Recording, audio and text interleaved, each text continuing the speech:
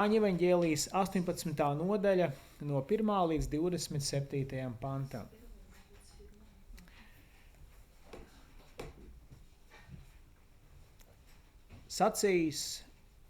To sacījis Jēzus ar saviem mācekļiem aizgāja pāri Kidronas strautam. Tur bija dārzs, tanī viņš un viņa mācekļi iegāja, bet arī Jūda, viņa nodevējs, zināja šo vietu. Jo Jēzus ar saviem mācekļiem tur daudz reiz bija bijuši kopā. Tad no Jūda, paņēmis kareivi nodaļu un augsto priesteri un farizēju sulaiņus, ierodas tur ar lāpām, lukturiem un ieročiem. Zinādams visu, kam jānāk pār viņu, Jēzus izgāja tiem pretim un sacīja: Ko jūs meklējat? Tie atbildēja viņam: Jēzu Nācereti. Viņš tiem saka: Es tas esmu. Bet arī viņa nodevējs Jūda stāvēja pie viņiem. Kad nu viņš teica: Es tas esmu, tie atkāpās un nokrita pie zemes. Tad viņš vēlreiz viņus jautāja: Ko jūs meklējat? Un tie atbildēja: Jēzu Nācereti. Jēzus atbildēja: Es jums esmu sacījis, ka es tas esmu. Ja jūs mani meklējat, tad lai šie aiziet. Tā piepildījās vārdi, ko viņš bija teicis: No tiem, ko tu man esi devis, es nevienam neesmu ļāvis iet bojā. Tad Sīmons Pēteris, kam bija zobens, izvilka to, cirta augstā priestera kalpam un nocirtam labo ausi.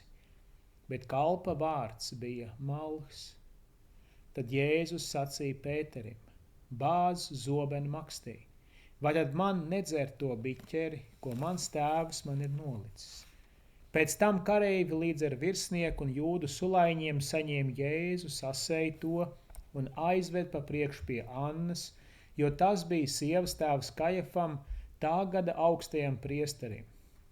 Bet Kajafa bija tas, kas jūdiem bija devis padomu, ka esot pareizi, ka viens cilvēks mirst, ja to prasa tautas labums. Bet Jēzum sekoja Sīmons Pēteris un vēl viens māceklis. Šis māceklis augstajam priesterim bija pazīstams un iegāja līdz ar Jēzu augstā priestera pilī. Bet Pēters palika ārpusē pie durvīm stāvot. Tad otrs māceklis, kas augstajam priesterim bija pazīstams, iznāca ārā, runāja ar durvju sargu un ieveda Pēteri iekšā. Tad kalpone, kas sargāja durvis, saka Pēterim: Vai arī tu nepieder pie šie cilvēku mācekļiem? Bet viņš saka: Nepieder. Tur stāvēja kalpi un sulaiņi, kas no oglēm bija sakūruši uguni un sildījās, jo bija augsts. Bet arī Pēters bija nostājies pie viņiem un sildījās. Pa to laiku augstais priesteris vaicāja Jēzum par viņa mācekļiem un par viņa mācību. Jēzus viņam atbildēja: Es pilnīgi atklāti esmu runājis pasaules priekšā. Es pastāvīgi esmu mācījis sinagogā un templī, kur sanāk visi jūdi, un neko neesmu runājis slepeni. Ko tu man jautā? Jautā tiem, kas dzirdējuši, ko es uz tiem esmu runājis. Tie zina, ko es esmu teicis. Kad viņš to bija teicis, viens no sulaiņiem, kas tur stāvēja, Jēzum iesit vaigā, sacīdams: Vai tu tā atbildi augstajam priesterim? Jēzus viņam atbildēja: Ja es nepareizi esmu runājis, tad pierādi, ka tas bija nepareizi. Bet ja es esmu runājis pareizi, ko tu mani sit? Tad Anna viņu sasiet sūtīja pie augstā priestera Kajafas. Bet Sīmons Pēters stāvēja un sildījās. Tie viņam sacīja: Vai arī tu nepieder pie viņa mācekļiem? Bet viņš liedzās un sacīja: Nē. Viens no augstā priestera kalpiem, radinieks tam, kam Pēters bija nocirts ausi, vēl saka: Vai es tevi neredzēju pie viņa dārzā? Tad Pēteris atkal liedzās. Un tūdaļ gailis dziedāja. Tie ir svēto rakstu vārdi. Vienosimies kopīgā lūgšanā. Mūžīgais Dievs, caur Jēzu Kristu mūsu kungu, mūsu mīļo kungu, kura ciešanu šajā vakarā pieminam, kuras ar cilvēku prātu nespējam saprast, un to mums ir jāatzīst. Taču esam kopā, lai uzklausot tavu vārdu, atvērtu tavu vārdu priekšā, tavā priekšā savas sirds durvis un ļaut, lai tava patiesība mūs stiprina. Ļautu, lai tas, ko tu, kungs, dari, ko tu esi pie krusta piepildījis, ir mūsu dzīves katra lielākā daļa un tas, kurā mēs ik viens arī šajā vakarā piedzīvojam, ka caur tavu nāvi ir arī mūsu dzīvības iesākums. Kungs Kristu, lai esi slavēts un teikts mūsu vidū. Āmen. Lūdzu, sēdieties.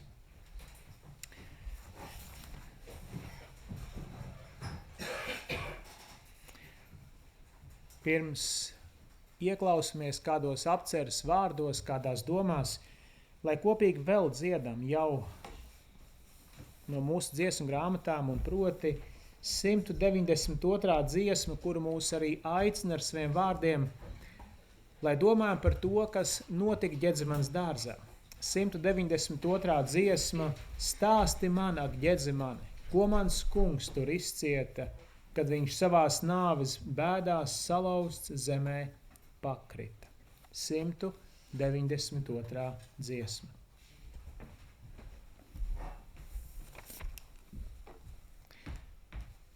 Dziedātā dziesma mūs katru aicina ar šiem pašiem jautājumiem domāt par to, kas tad notika šajā vakarā.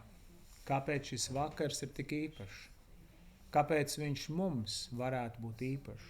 Kāpēc viņš visai kristīgai pasaulē ir īpašs? Ar ko šis vakars atšķiras no pārējiem? Ja varu tā atklāt teikt, tad censties saprast, man jāatzīst, es nevaru. Un domāt par šo vakaru un aicinājumu būt kopā ar jums un domāt, tad jāatzīst, ka daudzie gadi, manas dzīves daudzie gadi vai netik daudzie gadi, katru ceturtdienu šajā vakarā pirms lielās piekdienas, gan dzirdot svētrunas, gan kādā reizē pašam runājot, esmu centies saprast, centies arī apkārtējiem klātesošajiem šīs patiesības atgādināt, bet man ir jāatzīst. Un varbūt mums visiem kopā ir jāatzīst, ka tieši tajā, kas īsti notika tā, kā Kristus to izjuta, redzēja, pieredzēja, mēs to nevaram.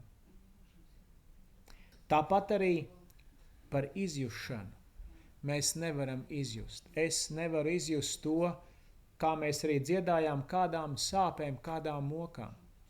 Ko tas maksāja Kristum palikt Ģedzemanas dārzā? Ko tas prasīja viņam nebēgt nakts tumsā un nesekot pārējiem, bet palikt, iziet pretī, un pat tajā, kā viņš tiek apcietināts, mēs redzam, ka tas nenotiek, un tā kā Jānis to atspoguļo, tas nenotiek kaut kā haotiski, tas nenotiek kaut kā, kur Kristus lūdzās, kur viņš saka, ka ir kāds pārpratums, mēs redzam, ka viņš kontrolē šo situāciju. Ka tie, kas ir nākuši viņu gūstīt, uz viņu jautājumu, ko jūs meklējat, viņi saka, Jēzu nāceriet, un viņi nokrīt. Atzīdami, varbūt pat negaidīdam paši par šādu rīcību, bet tas apliecina to, kurš tajā situācijā ir kungs un noteicējs. Mēs nevaram saprast, varbūt es atļaušos tā apgalvot līdz galam un apgalvot, ka izjust mēs nevaram, bet mēs varam uzklausīt šo vēsti. Mēs varam pieņemt šo vēsti un mēs varam tai uzticēties. Uzticēties viņam, par kuru vēstīja šis vakara notikums, un to mēs varam. Varam ar tām sajūtām, kas mums katram ir. Ar to apziņu, ar to pieredzi, ar to savas kristīgās dzīves bagātību, kas mums ir, mēs varam teikt, kungs, šeit ir mana dzīve. Es vēlos veltīt tev to, jo tu esi veltījis sev man. Šo notikumu ietveros es vēlos atgādināt to, ka piepildās Kristus vārdi, kurus viņš sacīja Martai, vēlāk Marijai, vārdi, kur tiek sacīt Lācara nāves un augšām celšanās notikumā, Es esmu augšām celšanās un dzīvība. Es esmu augšām celšanās un dzīvība. Taču šie vārdi piepildās iesākoties ar šo vakaru un turpinoties lielās piekdienas rītā, kur mēs jau svētdien uzklausījām no brāļa Zigmāra mācītāja par to, ka tas brīdis, kad Kristus tiek krustā sists rīta agrumā 9 un 3 jau pēcpusdienā, viņš ir ar vārdiem viss piepildīts, ir samaksāts, nomirst, lai pēc dažām dienām augšām celtos. Bet šie vārdi, ko Kristus sacīja iepriekš Marijai un Martai, es esmu augšām celšanās un dzīvība, mums ir jāatzīst, ka šī Lācara pieredze, tas nav tikai par Lācaru. Lācarā mēs ieraugam katra ticīga cilvēka pieredzi.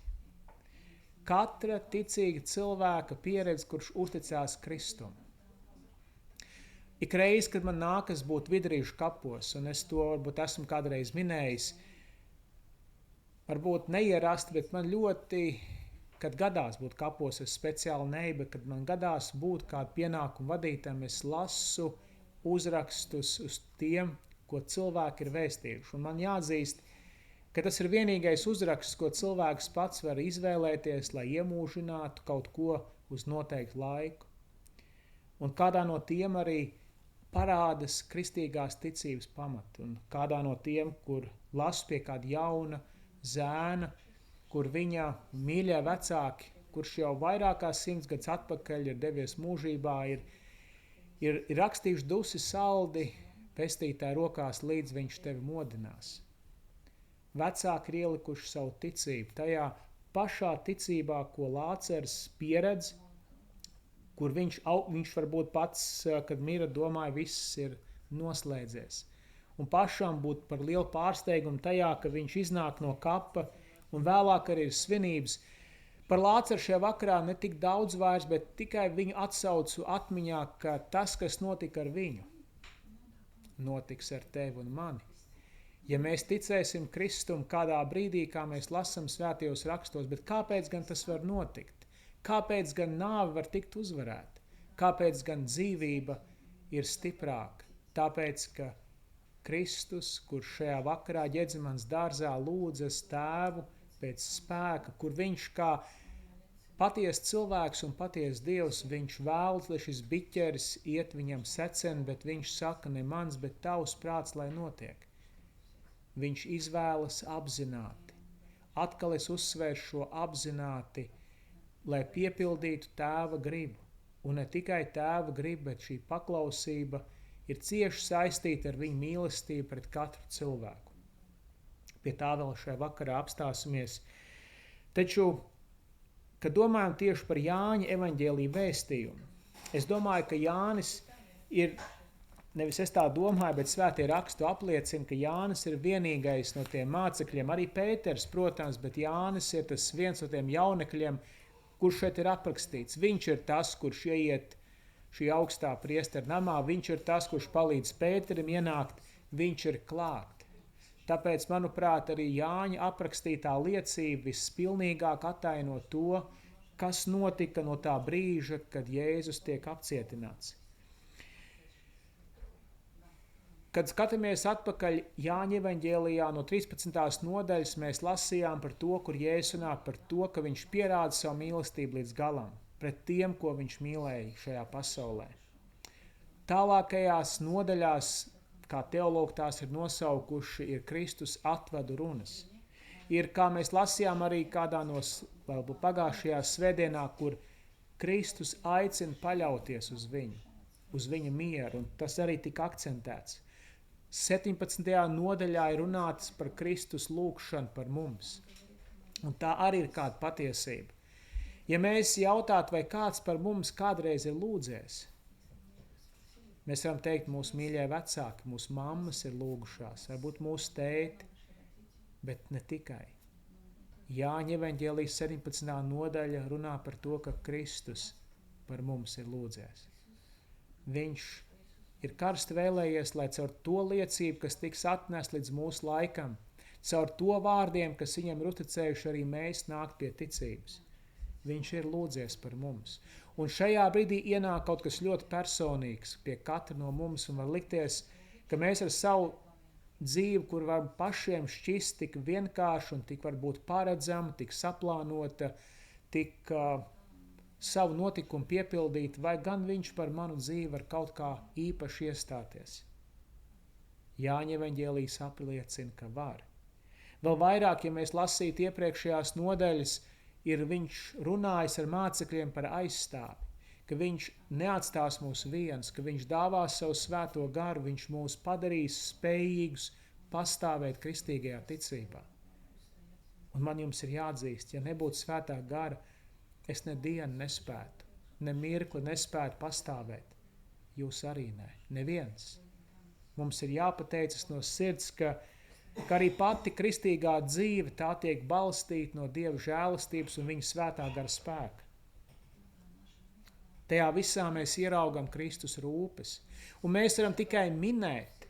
Un man gribētos patiesībā nevis minēt, bet es vēlētos izteikt tādu pieņēmumu, ka tajā brīdī, kad Jēzus lūdzās Ģedzemanas dārzā, ne tikai par savu fizisko nespēku, bet visi šie akcenti, visas šīs domas, visa šī apziņa par to, kāpēc viņš šeit ir nonācis, ir saistīts cieši ar katru no mums.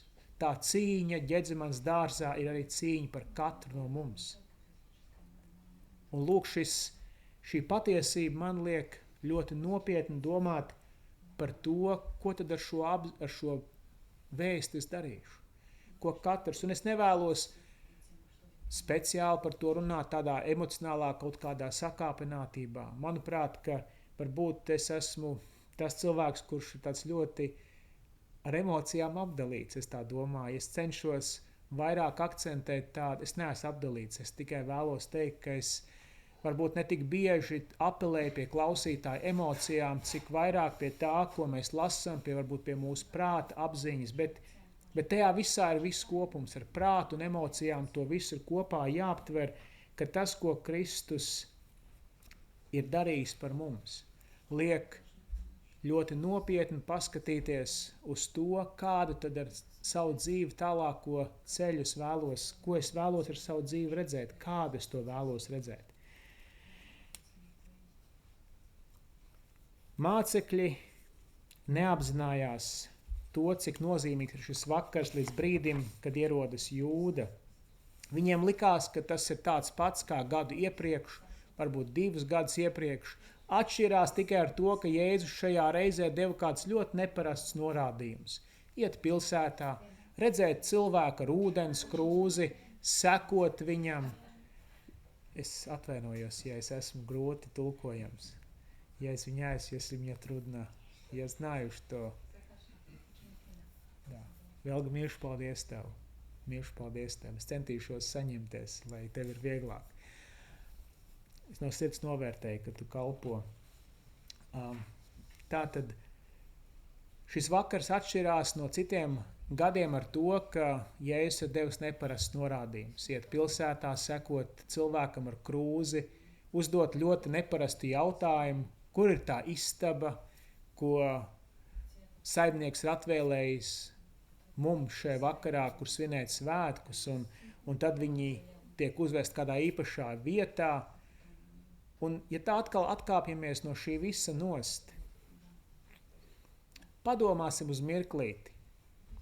Ja Jēzus nebūtu gan iejāšanas notikumu Jeruzālēmē saplānojis pats, gan šī vakara notikuma augšstabā, vai tie 12 mācekļi būtu tikuši galā.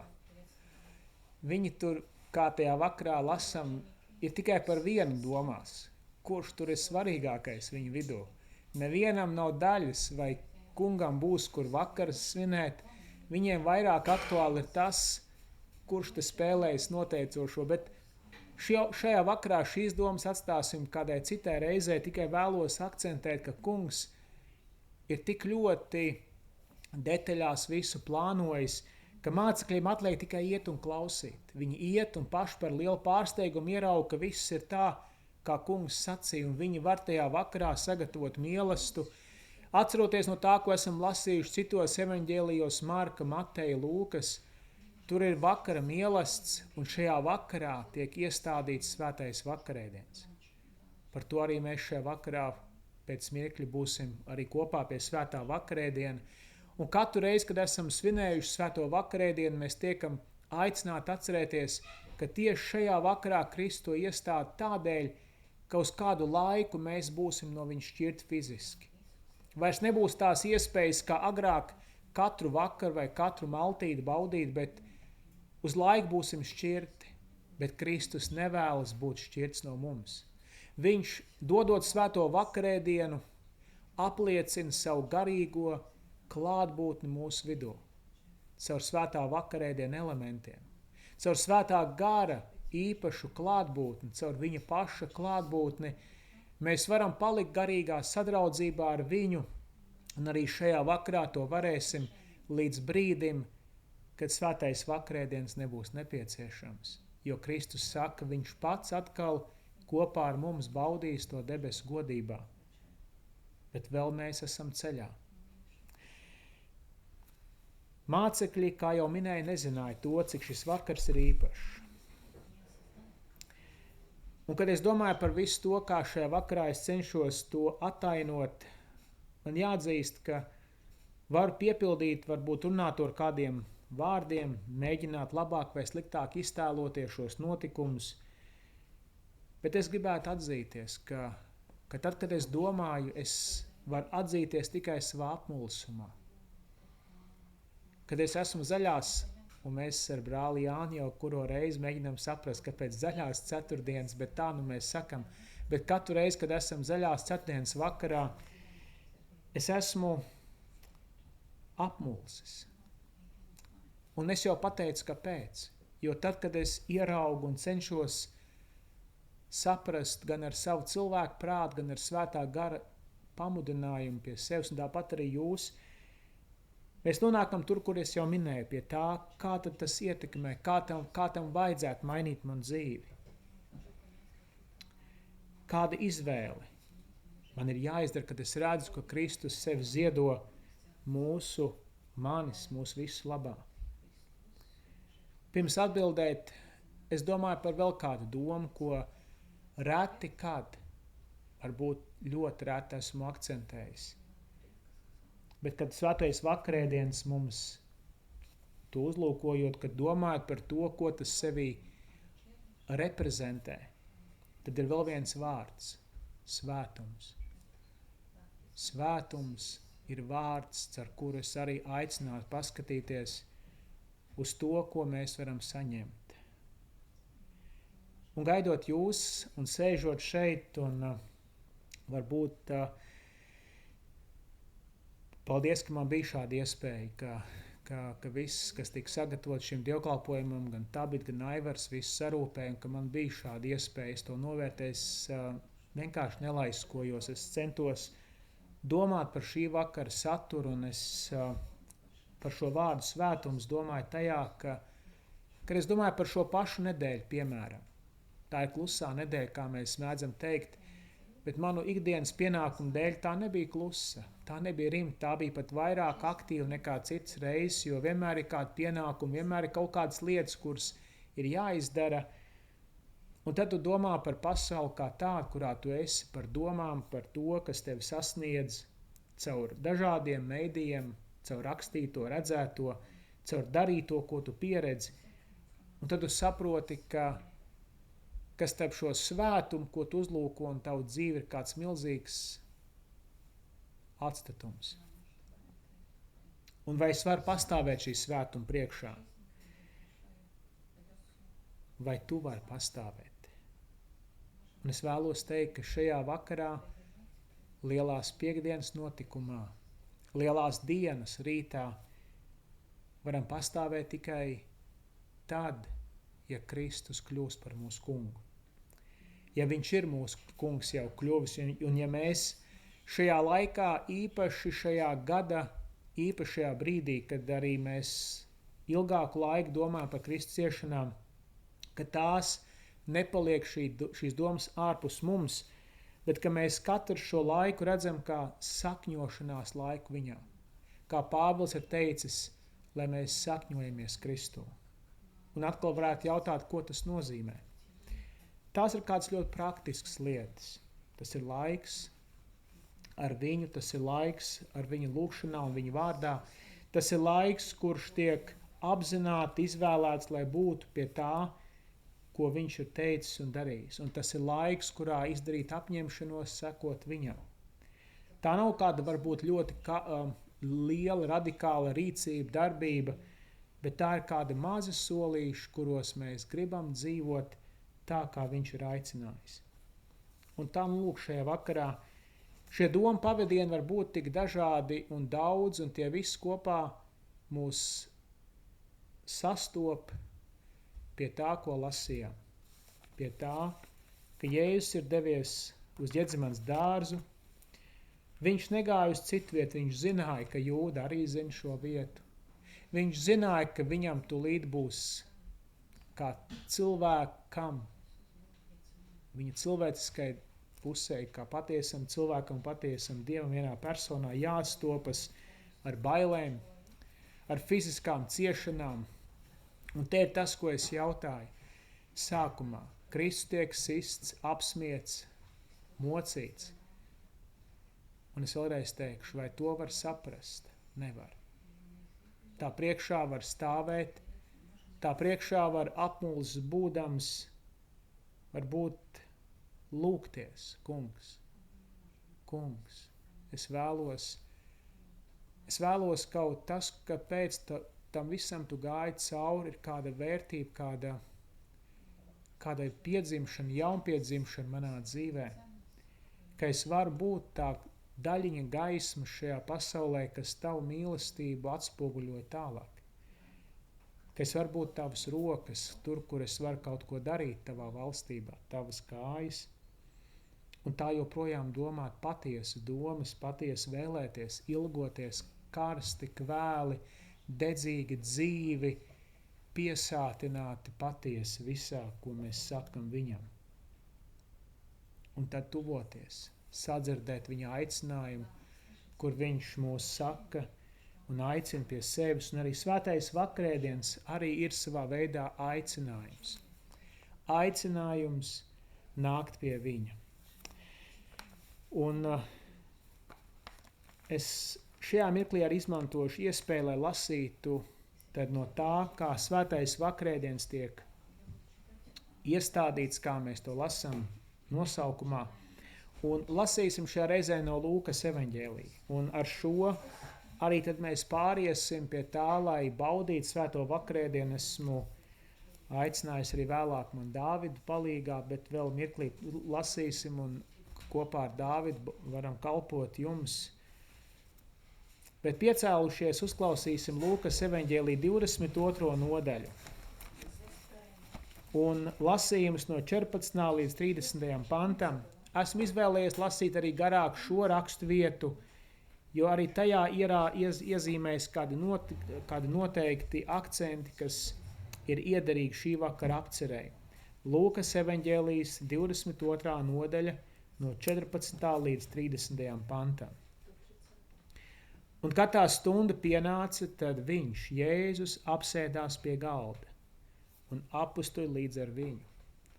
Un viņš tiem sacīja: Es esmu ļoti ilgojies šo pasāju jēru ar jums ēst, pirms es ciešu. Jo es jums saku, es to vairs neēdīšu tiekāms tas piepildīsies Dieva valstībā. Un biķeri ņēmis, viņš pateicās un sacīja: Ņemiet un daliet to savā starpā, jo es jums saku, es nedzeršu no vīnkoka augļiem tiekāms Dieva valstība būs nākusi. Un maizi ņēmis, viņš pateicās, pārlauz to un tiem to deva sacīdams: Tā ir mana miesa, kas par jums top dota. To dariet mani pieminēdam, tāpat arī biķeri pēc vakarēdienas sacīdams: Šis biķers ir jaunā derība manās asinīs, kas par jums top izlietas. Bet redzi, mana nodevēja roka ir ar mani pie galda. Jo cilvēka dēls gan aiziet, tā aiziet, kā tas nolikts, tomēr vai tam cilvēkam, kas viņu nodod.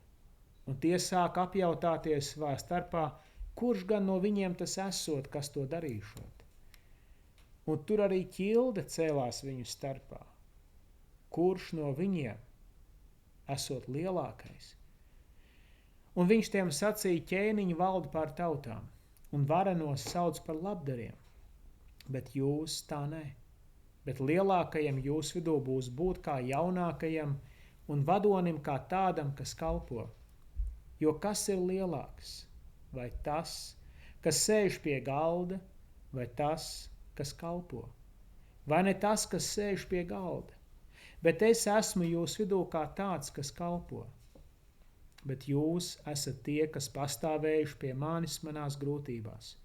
Un tāpēc es jums novēlu valstību, kā mans tēvs man to novēlējis, ka jums būs ēst un dzert pie mana galda, manā valstībā, un sēdēt uz troņiem un tiesu spriest pār 12 Izraēla ciltīm. Āmen. Tie ir svēto rakstu vārdi.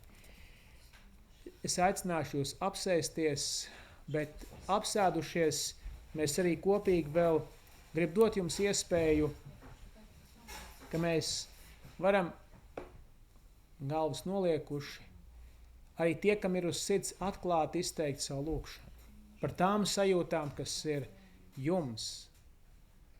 Jums bija iespēja varbūt, un negribu, ka tā ir tikai mana privilēģija būt šeit, un kam ir dot iespēju, ko izteikt, bet mēs visi varam nākt kungu priekšā un teikt kādus vārdus, ko mūsu sirds sevī glabā, lai personīgi domātu, kā tad šis vakars manā dzīvē ir ļoti nozīmīgs.